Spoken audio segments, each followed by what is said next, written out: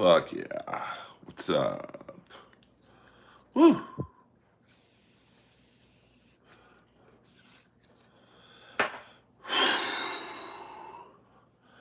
Earl Skakel in the house. Happy Monday, wherever you may be.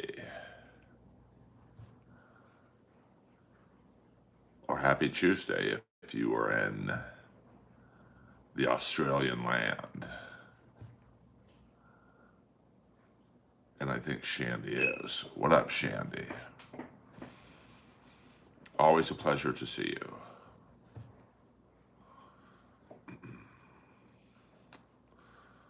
And what up, Teto?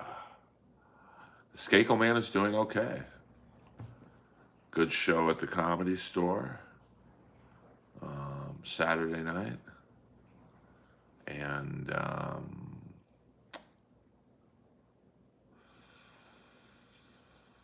that's about it. Pretty normal weekend for me.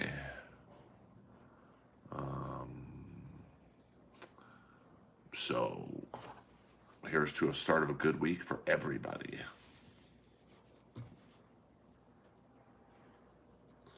A happy Monday, if you will. And I know that you have many streaming needs and streaming choices. What up, Sophia? And I'm such a great guy, I'm going to let you know who's streaming right now, in case you don't like me. We have The Cooter Cast by BYB. We've got Lucy Does Dabbleverse, 1,000 people watching. Jesus. We've got The Rob Saul Show. Perry Carabello, 1,000 people watching. That's fucking mind-blowing to me. And so, your streaming choices are... Goodbye, Teto. I said hi to you 3 times. I'm not sure what else you wanted. You seem like you'd be a natural fit for the BYB guys. So, shalom, shalom. Lahaim, shalom. Whatever your religious denomination is, I welcome you to the Earl world.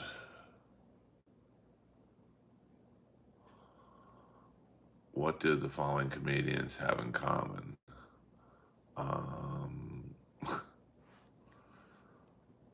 They've all taken a trip to Bolivia. And much like their comedy, their dick couldn't follow me.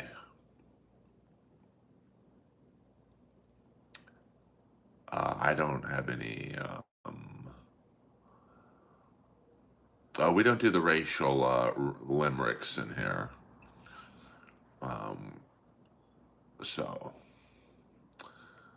Yes, but release the Epstein files, 100%. 100% there.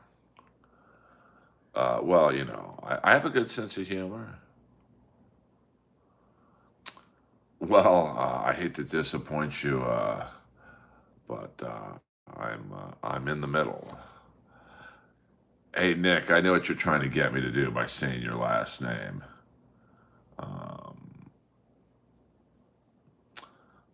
It's my birthday Wednesday. Oh, I just had an avocado, so I appreciate that. I appreciate you guys looking out for me. My fans are good to me. I mean, I got a good sense of humor. I mean, you have to laugh at that situation,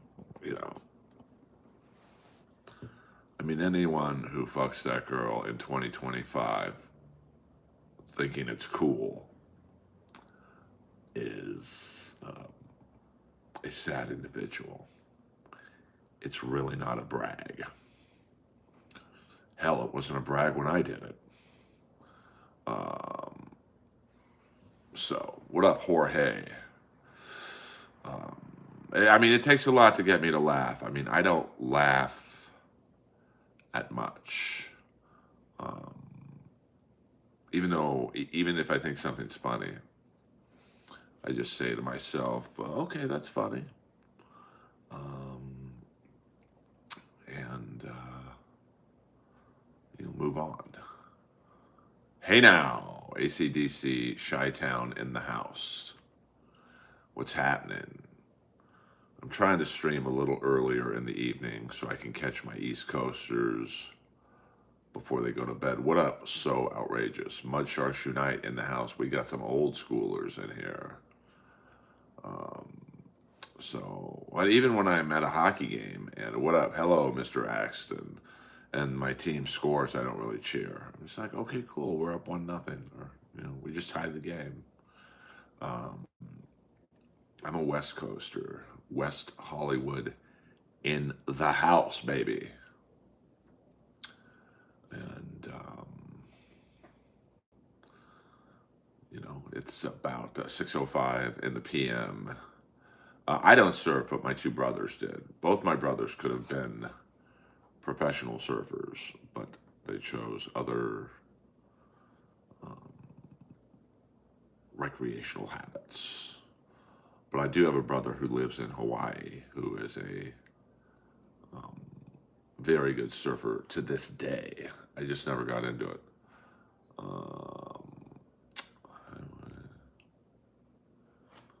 Okay, we have a troll amongst us, but that's okay.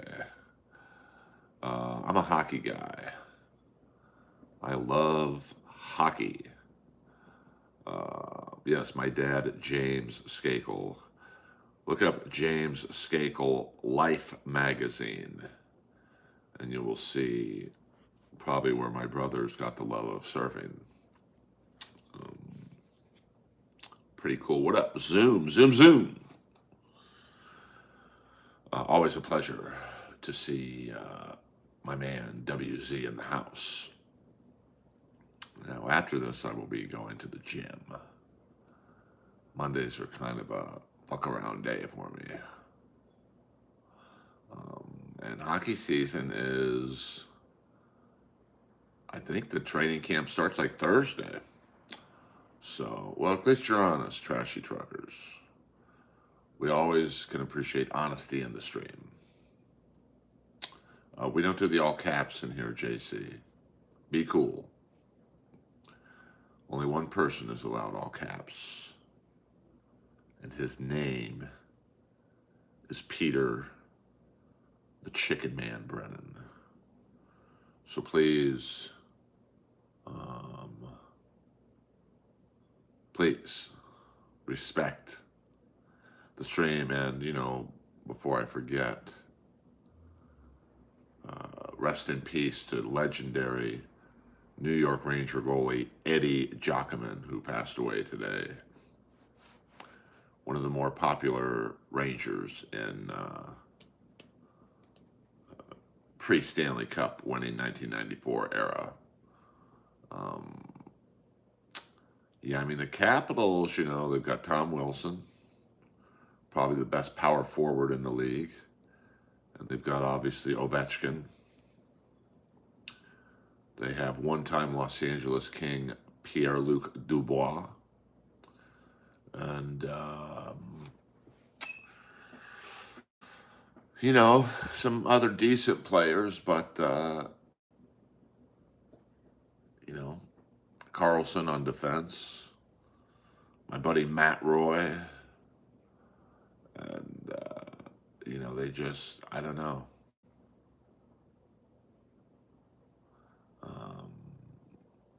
What up, Biggie 21? They're just kind of a team that's in the middle. They're in the worst position you can be in hockey, or any really team sport. Is they're in the middle. So they're not bad enough to get high picks, but they're not good enough to go for a nice run in the playoffs. So yeah, we don't do the edit stuff in here. Go to the BYB podcast or Ray DeVito or we don't do that in here, man. This is a stream of consciousness. And hit the like and subscribe button. Hit the like and subscribe button for an edit. I'm going to flip the script on you guys.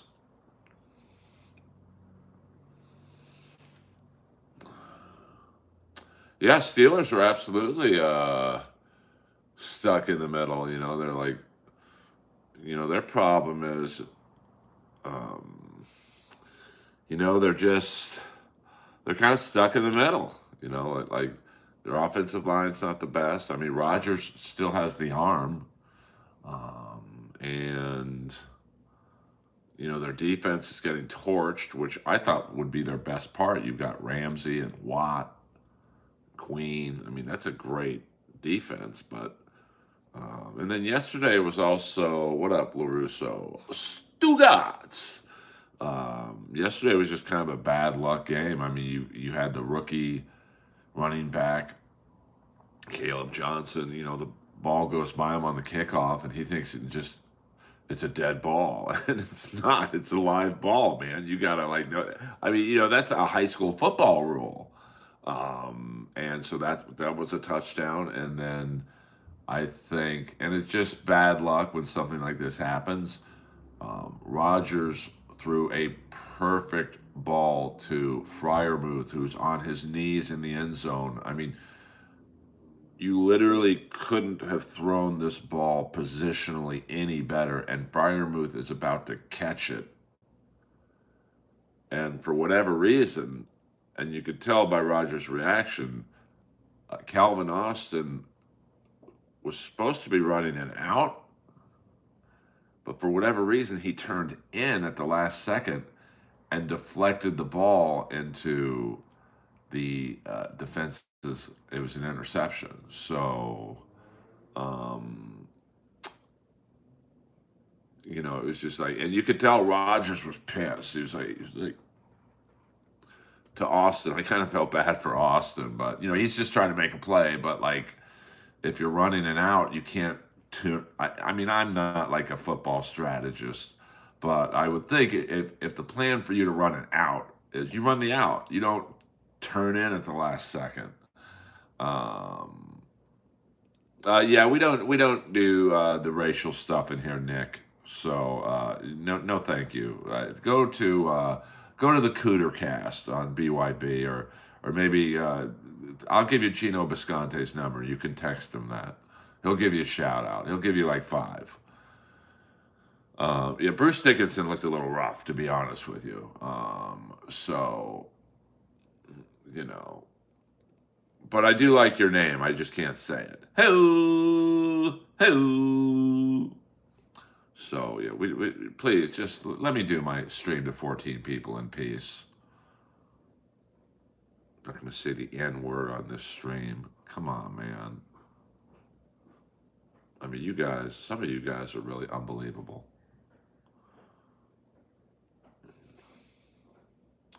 But I mean, and I get he's like, been the singer of Iron Maiden for like 45 years, but I don't know why you would have a guy from the UK sing the US anthem. I mean, it's kind of cool, like, oh, this is a guy from Iron Maiden. But I don't know. It's always weird to me the choices for some of the national anthems. Like I remember Wayne Gretzky's first game. What up, Bill C? I remember Wayne Gretzky's first game as an LA King. They had Roy Orbison sing, and that was awesome. Like he's just in all black. It was just the background of Roy Orbison on the ice with all black was just really neat. And then probably the funniest one the Kings did anyway was they had Michelangelo from the 80s band Nitro, who looks like a cartoon character. He's got the worst wig in all of rock. He comes out with a 4-neck guitar, and we had just invaded, I think, Iraq or something. Not in 91, but later. We literally had just started a war, and he's doing like double tapping, extended solos on the national anthem. It's like, read the room, Holmes. So, Big Earn, we don't do that potty mouth humor in here. I'll direct you to the BYB podcast right now. the Cooter cast. We don't do that in here. Um, so thank you very much for appreciating my sense of whatever. Well, I can't imagine Bruce Dickinson needs the money. But I mean, it just looked ridiculous. Like I don't, I'd never even seen a four neck guitar, and the wig and the sunglasses. I mean, at least when they had Slash do it, it looked kind of cool. But it just maybe there's a time and a place. Um, so yeah. But Bruce Dickinson, I'm not so sure about. Let's see if we can get that Bruce Dickinson national anthem game. Bruce Dickinson national anthem. All right, can we show this, William Zoom? The dog is sleeping right now. I would think we could show this and not get into trouble. So, you know what? Because I'm a good guy, we'll just show it. Just so you guys can form your own opinion. And here we go. Well, we got it back. I mean, he looks okay.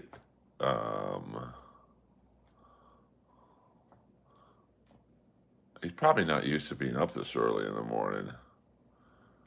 Yeah, we don't do the Charles Kirk stuff in here, Iron Maidens, Bruce Dickinson.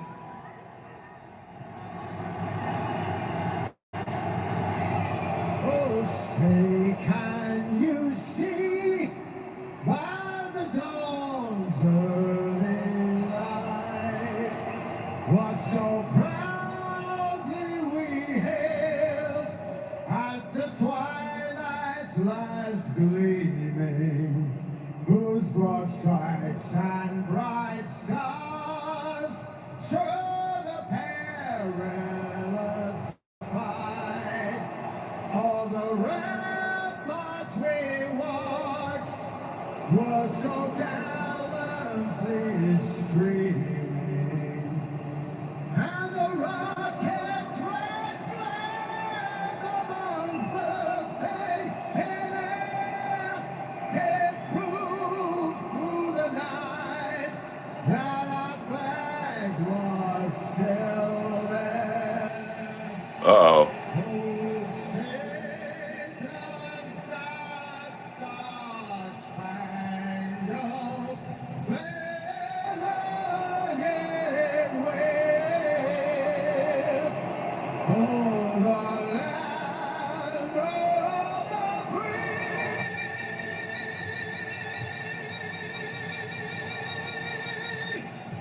And the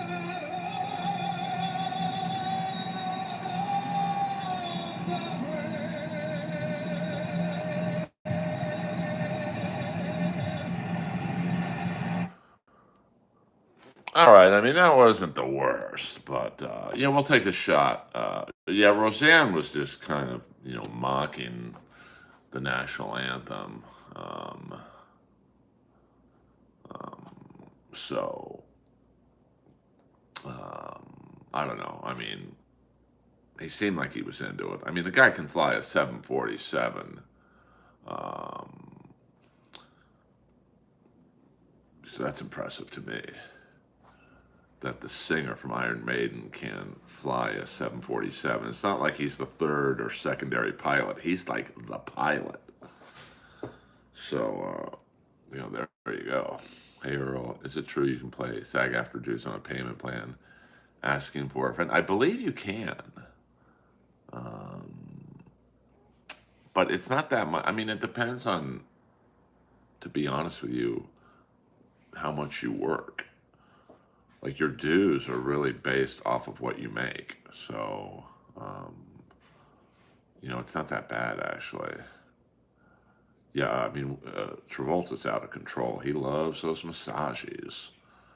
So, like, I think it's a certain percentage You know, so like I make a couple $100 a month off the jellies, and I don't know, maybe $100 off of everything else I've been on. So, you know, it's not, really not that much. Um, yeah, I mean, it wasn't that bad. I mean, I've seen worse national anthems. And he's probably not used to singing that early in the morning. I mean, that was I guess 1 p.m. Pittsburgh time. So, um, you know, that it's pretty good. I mean, it's a strange choice to have someone from the UK sing the national anthem. But yeah, I guess it's Pittsburgh. They probably had to go with who was there. So I'm always surprised that the Kings don't really have like super famous national anthem singers. You'd think in Los Angeles you could get some pretty good options, but I'm sure a lot of people, you know, the national anthem is kind of a hard song to sing from a pitch perspective. So I'm sure a lot of like, you know, everything is so auto-tuned in Pro Tools these days that singers don't want to be exposed on national television, even though a lot of people don't watch hockey. I mean, the Canes a couple years ago, they had like a 15-year-old, Lindsay Ridgway. I don't know why I remember the name. She was pretty good, actually. So, well, I don't know. Yeah, I mean, he was very good. I think this is my favorite national anthem of all time. Now, I'm not a clip show, but if you don't get fucking goosebumps from this one, this is right after we invaded Iraq. Um, I mean, this. Now, keep in mind, I think we literally had invaded Iraq like the day before or something crazy like that. And then this will be the last clip, but this gets me going, man. This was the 1991 NHL All-Star Game. Chicago Stadium. Hold on here. So let's go here. This is really awesome. I wish I had a producer so this looked a little better. So here we go. See how this looks big. Okay, this is not so bad. All right, so 1991, fever pitch because we had just invaded Iraq.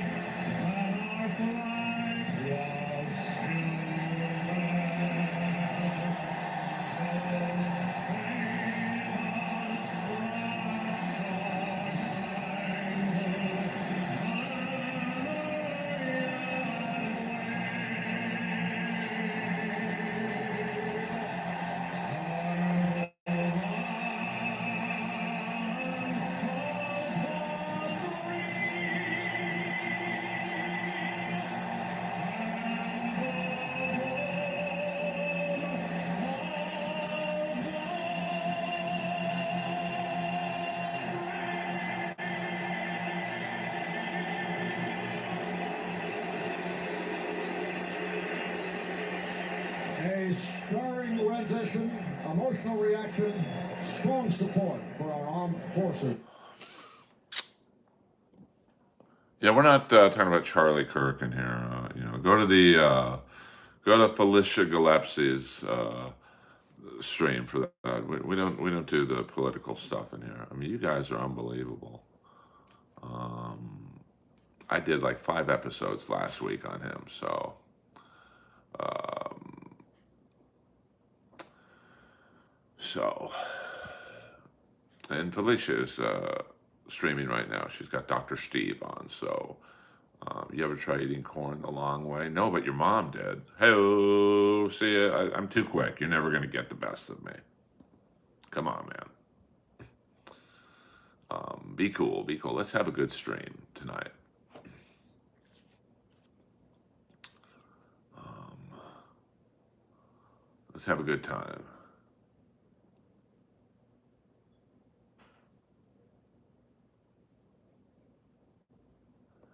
Heads up, we've detected video in your stream belonging to someone else. Your stream may be temporarily blocked. If you plan to continue, please ensure the content owner has added your channel to their allow list. Well, there you go. Busted. Busted. Um, what are the rumors about the shooter's roommate? I'm a little out of the loop, to be honest with you, in that regard. Yeah, we can talk about Captain Kirk. That's a fact, Jack. So, I know the shooter's roommate was transgender, right? Going from male to female. But I don't know. Who knows? I don't know what that has to do with anything, to be honest with you. But I hear the roommate is cooperating with the investigators and the. No, I don't need a roommate. I had a roommate in 1989, and I vowed never again. Yeah, I do need to switch it up. I do need to, have some kind of a wacky roommate and just film them running around the house all day. I have many trans friends actually, so no, I'm good. I don't need the money. I make enough in super chats. As you can see, I've made a staggering $0 in 30 minutes. So what about a female roommate? Well, I don't know if Bolivia was a female, to be honest with you. It was really crowded down there at times. So, yeah, luckily I make enough in my life where I don't um, have to have a roommate. Probably the coolest roommate I had was the manager of the gym I worked at. He was a real punani hound, and he had a tanning bed in his bedroom, and all these hot chicks would come over, and it was pretty cool, to be honest with you. Lois is right there. You ask for Lois, and you get Lois. She's chilling right now.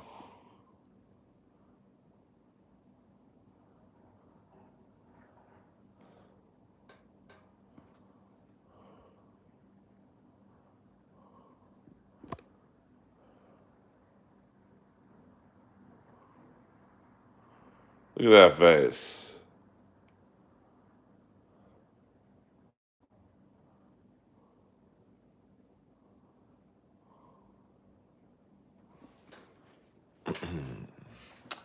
Lois is anything but depressed. She lives the life, brother. What up, Kelly? She is, for a 15-year-old dog. Yeah, I do like Eddie Trunk. He's a little too me, me, me. I know this person, I know that person. But, Eddie Trunk is really one of the last people who was waving the 80s metal flag. So, I don't mind him. Yeah, we don't do the all caps in here.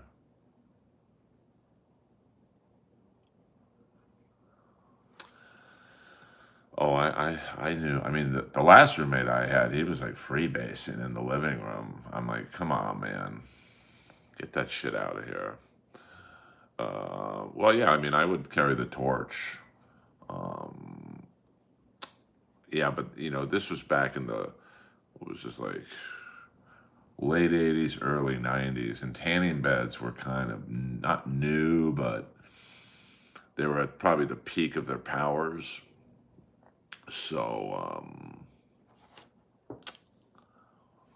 all these bimbos would come over, and I got the runoff. I'd be watching TV in my bedroom with the zebra printed sheets, and you know, having a good time. Who's your favorite non-gay bodybuilder? If I couldn't pick Bob Paris, I would say Tom Platz. A little one-dimensional with the legs, but Tom Platz had a great upper body. It's just it didn't look like his legs. What up? Any thoughts of Dana White trying to squeeze a bill out of boxing in Saudi Arabia? I don't know what you mean by that, JJ. I mean, Mike Mentzer, he had of course, the famous training philosophy of one rep to your max, which I don't. Nick, we don't do the all caps in here, you buffoon. Um, I don't know how doable Mike Mentzer's method was. Basically, his program was one rep max. So if your max was, say, 275 on the bench, you might do a warm up set, just so you don't rip your fucking tendons. And then you do one rep at 275, and then you're done with chest. So, I don't know really. I mean, it depends what you want. I mean, so if your squat rep was okay, I don't know. We don't talk about Kill Tony in here. We don't do that in here. I've been on Kill Tony 6 times. So, it's kind of.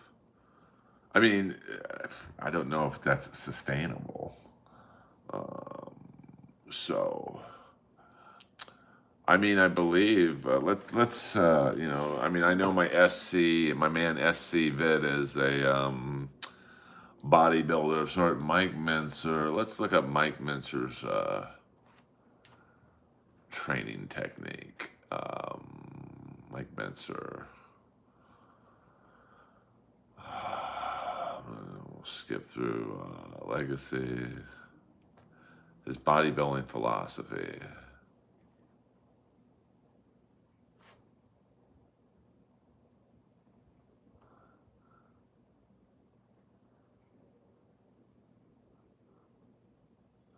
High intensity training, the Mike Mentzer way, was Mentzer's final work. He instead had to be brief, infrequent, and intense to attain the best results in the shortest amount of time. Mentzer's heavy-duty training system.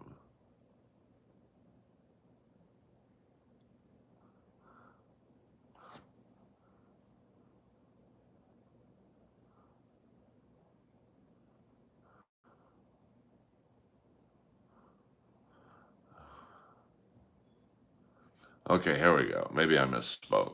For more than 10 years, Mentzer's heavy-duty program involved 7 to 9 sets per workout on a 3-day per week schedule.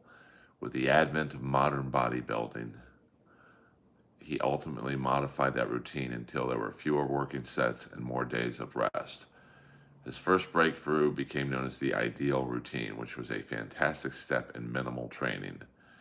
Outlined in high-intensity training the Mike Mentzer way, fewer than 5 working sets were performed each session, and rest was emphasized, calling for 4 to 7 days of recovery before the next workout.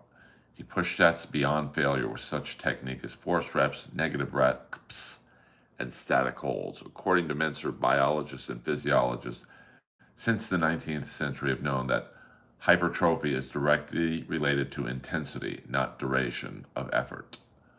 Most bodybuilding and weightlifting authorities do not take into account the severe nature of the stress imposed by heavy, strenuous resistance exercise carried to the point of muscular failure. So, it's definitely not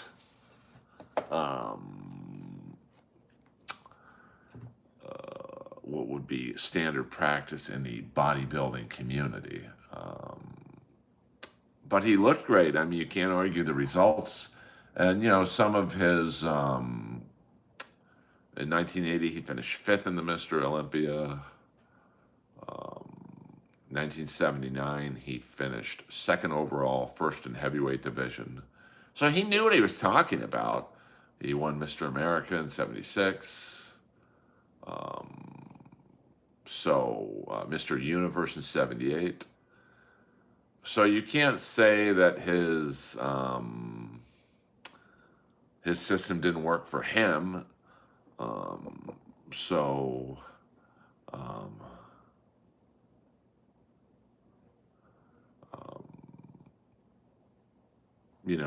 it's all these guys, but it's tough to like judge these techniques because a lot of these guys were on fucking roids and like all kinds of wacky stuff. So, it's kind of tough. Yeah, Dorian Yates, I mean, the size that he achieved.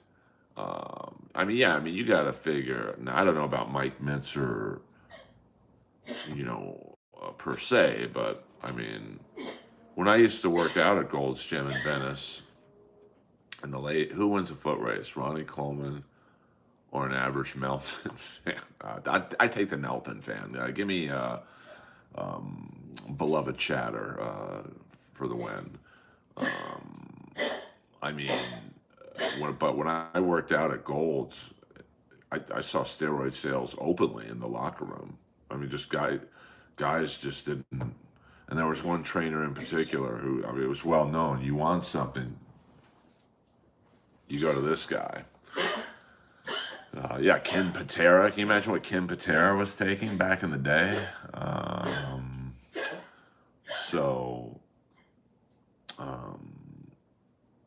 It's funny you mentioned that name. I mean, I don't want to get sued, but it's funny you mentioned that name. Did you ever go to the original? Oh, yeah. I went to the one in Venice. I don't know if I went to the original one, like the OG one. But I used to work out.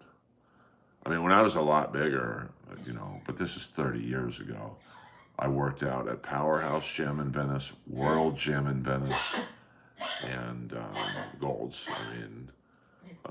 Oh no, I didn't go to the old school one. I mean, I went to the one that's, Venice now. So, but I never did roids or anything. So, Ventus was in the Valley. I never worked out there. Waiver, I bet Cheddar Brennan can beat you.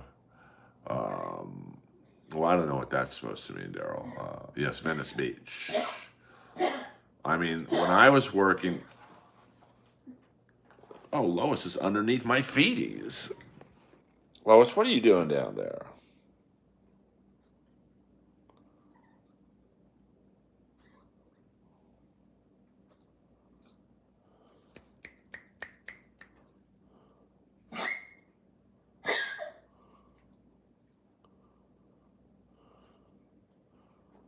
I do not smoke weed.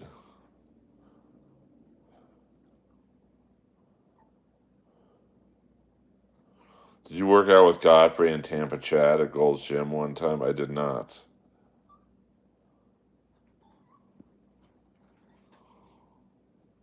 There we go. Say hello to the fans, Lois. You're the good dog. Look at this good dog. Oh!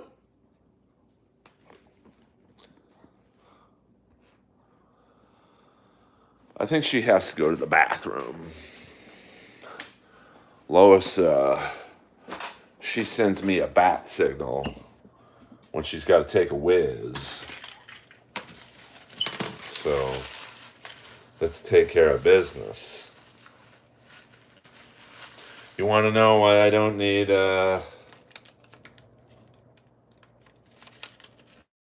Comedy Store check, baby.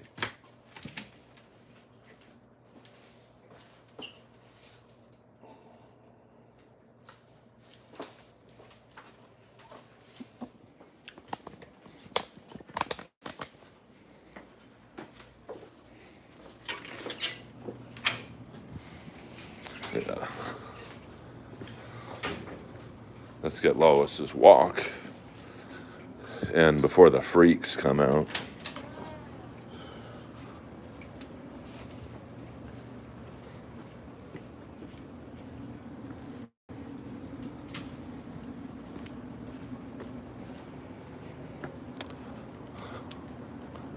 Let's go this way, Lois. Move out.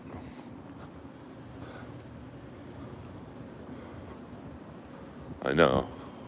We do have prison bars. See, I know her. It's easier to walk downhill. Oh, she's peeing right now.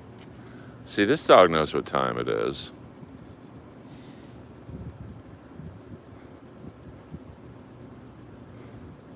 I mean, it is. I mean, look at this. But it doesn't stop people from trying to get in.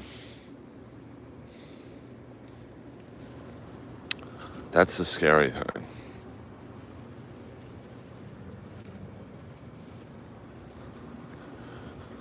So,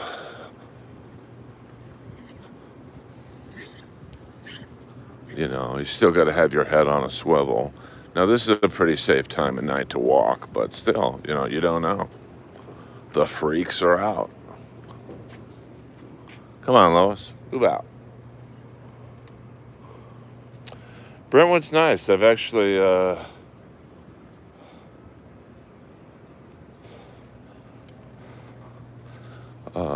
looked at Brentwood. There's a great stretch of land if you Google Earth it. What is it? On Montana, in between like 20th and 11th Street. It's a great area, but it's a little on the expensive side. I mean, we have break-in attempts. I mean, 2 weeks ago, someone broke into our garage. And the weird thing is they didn't steal anything. And there's some nice cars.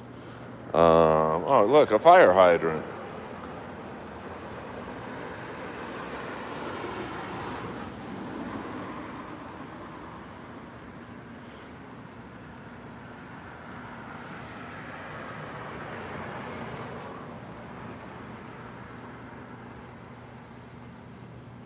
Come on, Lois, let's go. So, but that area in Brentwood's very nice. It's quiet, some great stores. Like, it's a little bit like West Hollywood, where you can really walk to anything. They've got gyms, markets, and whatnot. Now, it's a little off the beaten path. I mean, but I perform so late at the Comedy Store that it wouldn't be so bad. From Brentwood to Hollywood,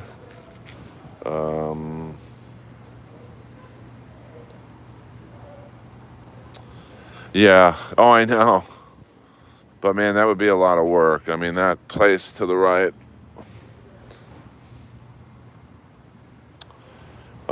I'm gonna guess that's probably just for the land. I'm gonna guess it's $2 million. You'd have to demo the. Come on, Lois, let's go. You'd have to demo the building. I mean, it's in pretty poor shape. I don't know. Let's go to the park.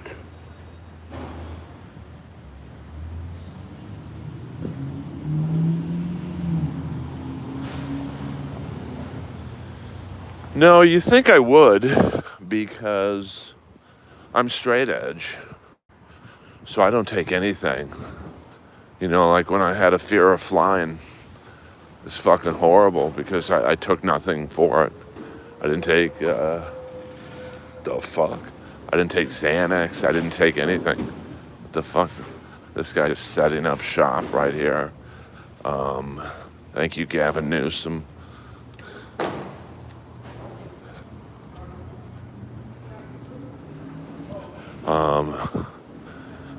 So, I mean,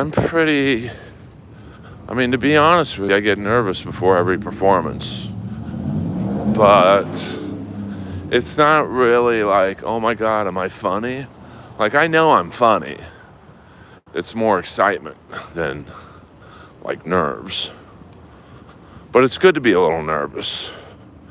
I can honestly say, come on, Lois. I can honestly say that the few times I was never nervous, I bombed my ass off. So,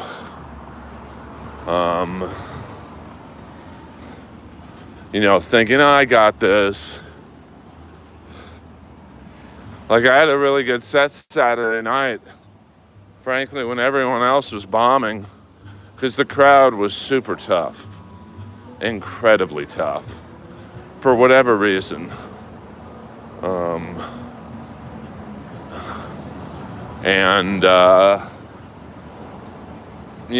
So before backstage, I was just really super focused on have a good start, know what you're gonna say as soon as you walk out there. And unfortunately for me, the comic right before me, and I get it, I think he had kind of given up. He decides to, like, I don't know what he was thinking, but, the crowd wasn't feeling him, which is fine. I mean, I've had that myself. He ends on a Charlie Kirk joke that I think he knew was not gonna go over. So it almost, in a weird way, kind of helped me out. Because as soon as I walked on stage, I could tell they were pissed. I mean, they were just angry. So it gave me actually a chance to kind of play with them. And,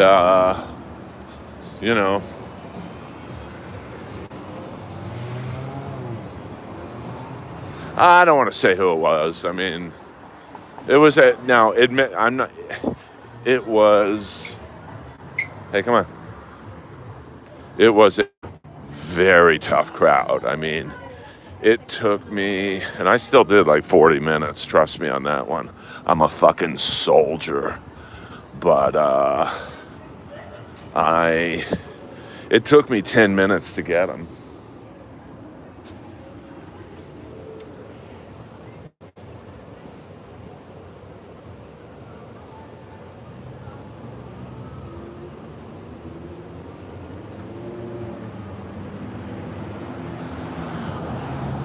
So, probably the energy in the room. I remember when I walked in to go backstage, no,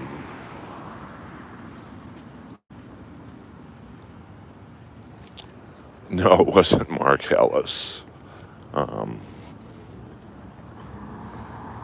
But the energy was awful. Like, I could tell.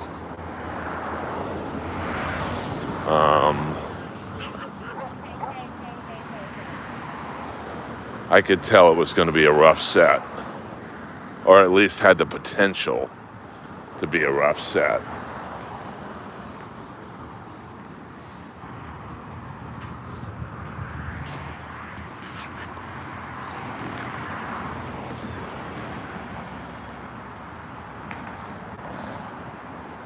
I mean, I don't want it really wasn't the comic's fault. So I don't want to say who it was. It was just,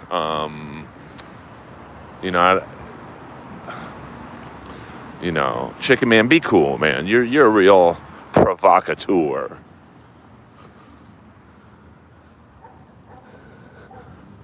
This is where I used to play basketball at with the Comedy Store freaks. P. Wable is not there. I'm looking, but this is the dog park. I don't think I'm doxing him. This is the dog park he's usually at. And he always takes a picture with me.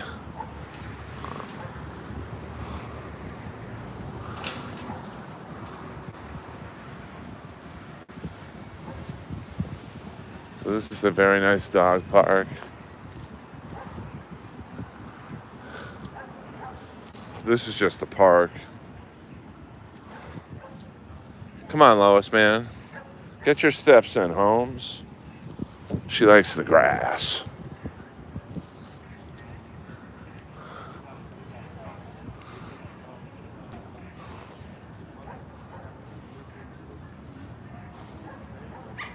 No, we don't talk about Rick Glassman in here. That guy's a real ham and egger.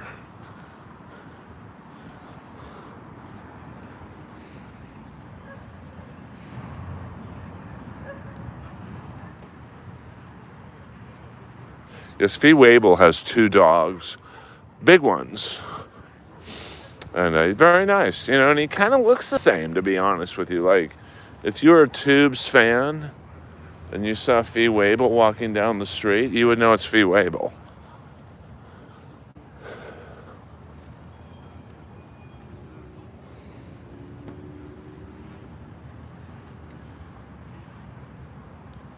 I've never met Opie.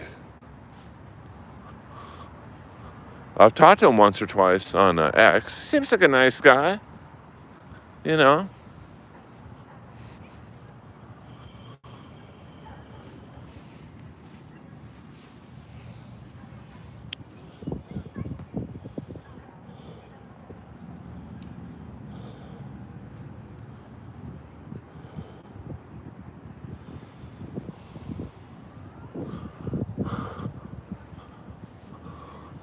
Well, we'll go this way here.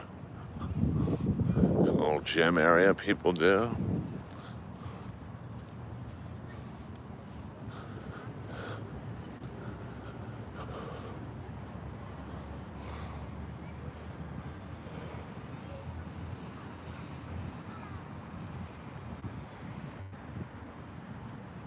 No, unless it's the Steelers, I don't really care, to be honest with you.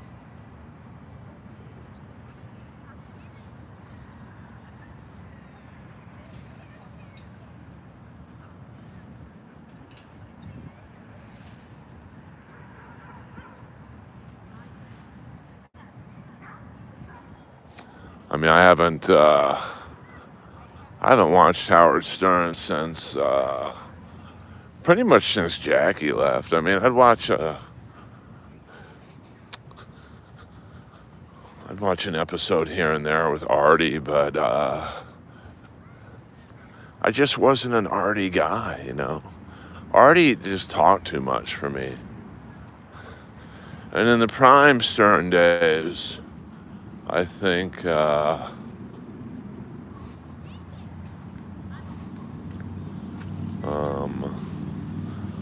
Jackie I just liked his chemistry he had with Stern. But, there were people who didn't like Jackie who loved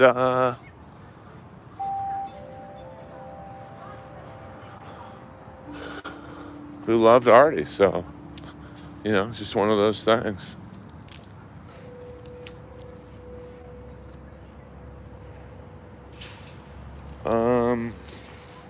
That's a tough one. I kind of liked both, to be honest with you.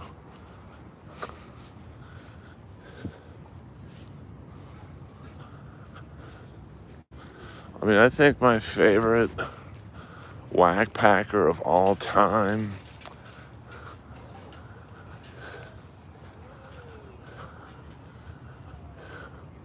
it's a tough one.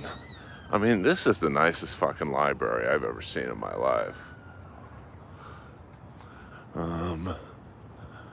All right, Lois, are you ready to walk the steps to get your exercise in? Shuley, is Shuley considered a whack packer?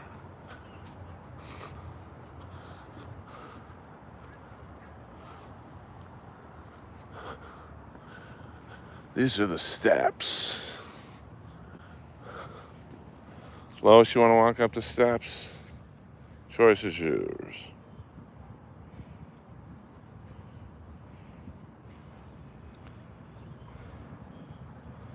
Lois don't look like she's feeling the steps.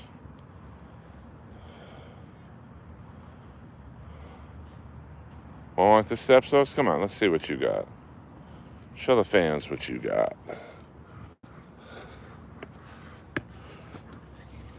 There we go. Come on, Lois, let's go. Oh, she's feeling it. Come on, Lois, let's go. Come on. Da-na-na-na-na-na. Da-da-da. Da-da-da. Da-da-da-da-da-da. I mean, she's like Rocky climbing up the steps, man. She knows what time it is. No, Lois, we got to go up here. Show the fans what you can get. Come on, move out. Come on.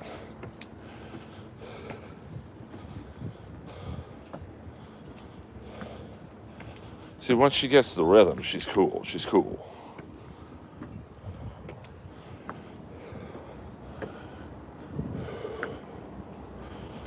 Come on, Lois, one more flight.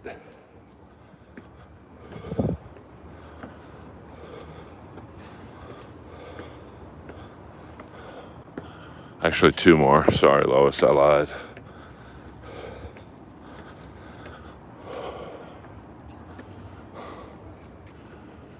I mean, here we go.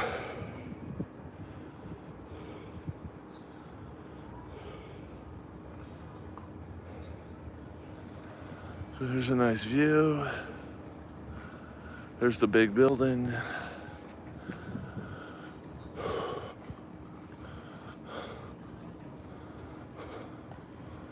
All right.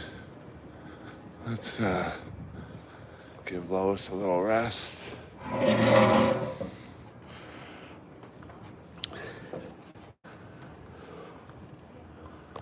So here we are at the top of the West Hollywood Library.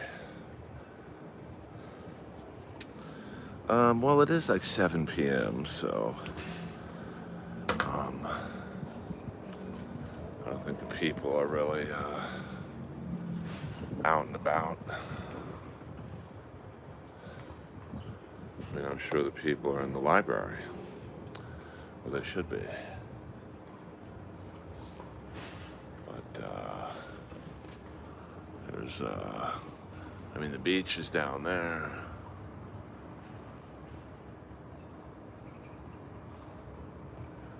And then we get to the Hollywood Hills, Beverly Hills, and whatnot. A lot of money in these hills.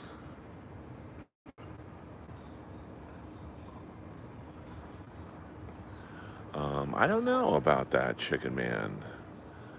As usual, you always have good questions. And as usual, I don't have good answers. So we'll go for about another 2 minutes. And then we will go home. I'm not alone. I'm with the baby.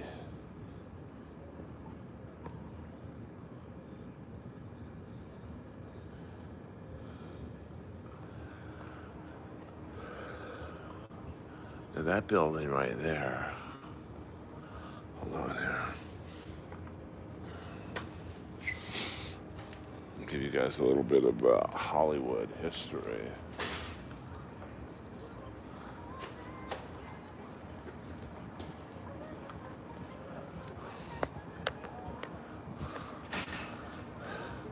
Hold on, let's get the tripod set up.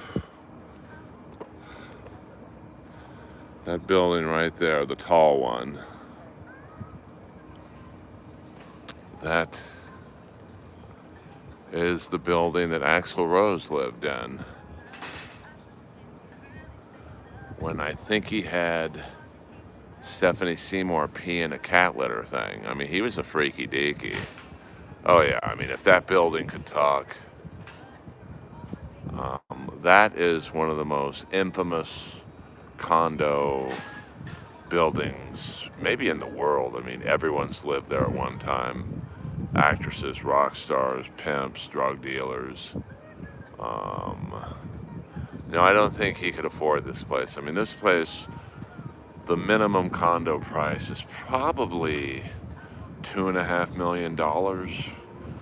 And the homeowners are crazy. I think they're like $4,000 a month. Homeowners. So even if you own the place outright, you are still spending a pretty penny living there. 40 grand. What was that? What, 4 grand? So 48, almost $50,000 a year in homeowners dues. So we'll end the stream on that little tidbit. I love you all. Please hit the like and subscribe button on your way out. And Earl Skakel in the house, signing off from the West Hollywood Library. Good night now.